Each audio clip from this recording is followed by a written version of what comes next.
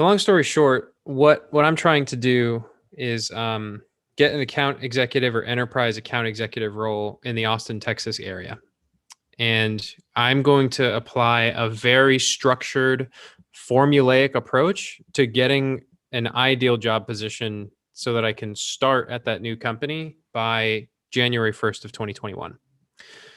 So some folks on the call are familiar with Crash.co, and we'll get to that in a sec. It's going to be a big part of how I do this. But I've worked with a couple of mentors to make this model into kind of like a project. So it all starts with a SMART goal. I will join a technology/software company in the Austin, Texas area as an enterprise account executive by January 1st, 2021. And to achieve this, I'm going to apply to two new positions, and send 2 personal pitches per day to VPs of sales using this platform, following up on all these pitches at least 3 times, if there's no response. So this is measurable. It is, it's very specific. It's time bound, all that good stuff that they teach you should set goals by. But my mental model for this is ultimately, if you treat getting a job like a sales funnel and you just put in the inputs, you'll get the outputs. Tying into what Jared was saying, if you have the experience to back everything up and you're creating abundance by like actually making a pipeline full of interviews and offers and everything going on for you because you have high activity levels, you're going to perform better. Here's my hypothesis, at least. You're going to perform better in every single one of the interviews, and you're not going to be a little bitch. You'll be able to say no when the opportunity doesn't feel right. So I've got this whole plan of execution. I'm showing you guys this partly for public accountability as well. One of the first things I need to do is update my Crash profile, right? And so for anyone who's not familiar, Crash is just a profile with which you can send customized video pitches to hiring managers to get jobs and basically manage a pipeline of opportunities. And it's just better than a traditional resume. Because it's high tech, it's visual, it's engaging, interactive, all that fun stuff. So that's going to be part of the strategy. And then secondly, I started building out a system inside of ClickUp, but I've actually switched and I'm going to use Google Sheets to do this. I'm building out a CRM, right? So I'm finding companies that are in the Austin area and going to be filling out all of these different columns using stuff like the VPs of sales, LinkedIn and Twitter, any mutual connections that I might have, to try and create personal notes on all of these accounts and to improve the personalization in my pitch, my cover letter, and all of these things, right? And then it can also serve as kind of like a little mini CRM where it's like, here's my deal stage: applied, pitched, interviewing, closed won, closed lost. And so every single week, I'm going to be stacking 14 more companies in here and delivering 14 more pitches. My goal is 2 a day starting tomorrow. So I was pretty thorough in creating this plan. I started putting together, a list of resources like Built in Austin to help find, high quality companies that are local.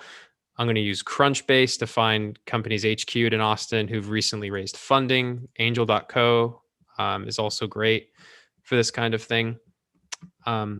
And I'm a big fan of like documenting why. If I'm going to put in all this effort, there has to be a pretty compelling reason why. And I think that an emotional goal that I can tap into to find the motivation to do this when it's hard is that I need to remind myself, like, look, dude, trying to build a family.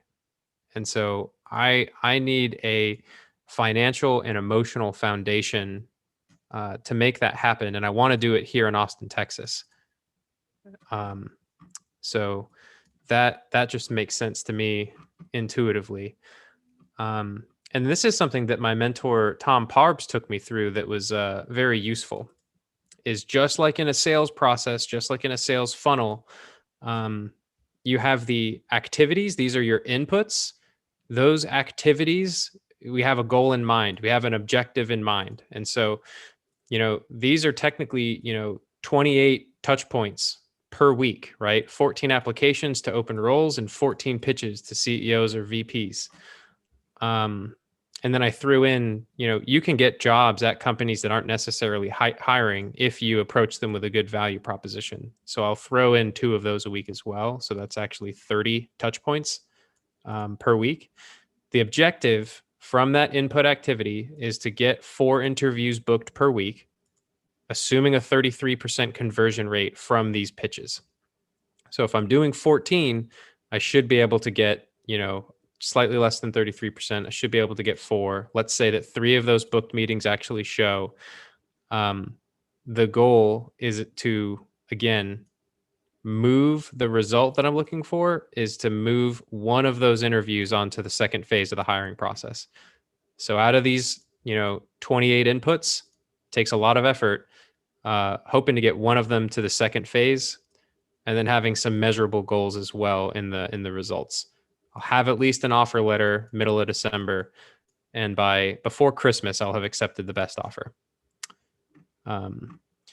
So I have a bunch of other stuff in the document as well. I'll just kind of run through the rest of it because I think that this stuff is interesting. My mentor Tom also shared some good perspective here. You got to treat these interviews like it's a first date. You're just getting to know each other. You're just trying to find out if there's a mutual fit. When you go on a first date, you don't ask them, how much money do you make? Do you have debt necessarily? That can be kind of a turnoff. And here's some other language that isn't necessarily my own. I'm going to be refining this, but in future conversations, asking what the annual comp looks like, asking what the comp of AE in the top 10% looks like. What's the OTE? How many reps are exceeding that? How many total reps do you have? Something that I got from Tom was, would you be opposed to showing me the leaderboard and like asking them to put their money where their mouth is? I think that's a brilliant question. And then the last stuff, I mean, this is all, saying the same things in a bunch of other ways. The last stuff is like defining an ideal customer profile. Again, treating the job hunt process as though it's a sales process, right? And so I have certain demographics that I'm looking for. I don't want to be a cog in a machine with 10,000 employees working at Google. I want an office in Texas. I want to be in SaaS or technology. I want, a awesome sales team full of top performers that I can grow with. Good team culture, all that stuff. And then this is also super important, like just straight up defining what is acceptable and what is not acceptable. And if it's below this bound, then it's not acceptable. It's just not a good fit. Yeah. So that's kind of like I'm very interested to report here next week how the first week of this has gone. Some extra things that I've done is I've set up accountability with my friend Ben. Who is he on this call? Ben here? Yeah, Ben the man is here. Hell yeah. Good shit, Ben.